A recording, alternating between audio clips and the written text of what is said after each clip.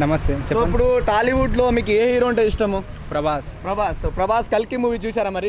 చూసాను. సో ఎలా అనిపించింది, ఎన్నిసార్లు చూశారు? 2 times చూసా. ఎలా అనిపించింది మరి? సూపర్ ఉంది. ఓకే బ్రో, గతంలో మనకు ఆదిపురుష్ వచ్చినప్పుడు విఎఫ్ఎక్స్ అవి బాగాలని చాలా ట్రోల్స్ వచ్చాయి కదా, సో మీకు ఇప్పుడు ఎలా అనిపించింది మరి కల్కి చూశాక? ఇది block buster.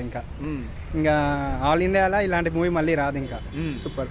Okay bro, so ఇప్పుడు మనకు గతంలో వేణుస్వామి అనేది తెలుసు కదా మీకు?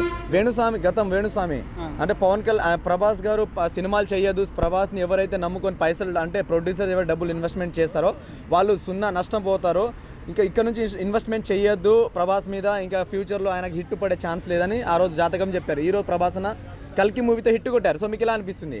అది ఎవడో కానీ అడ్రస్ పెట్టమని అడగాలి. తెలిస్తే మాత్రం పలిగిపోద్ది వానికి. అలాంటి మా ఫ్యాన్ బాగా తెలిసింది అందరికి. అలా చెప్పాడు, తెలిసింటే మాత్రం వేరేలా ఉంటుండే. ఇప్పుడు చూడమని అదే సినిమా ఎలా ఉందో. 550 crores ఇప్పుడు క్రాస్ చేసింది కదా.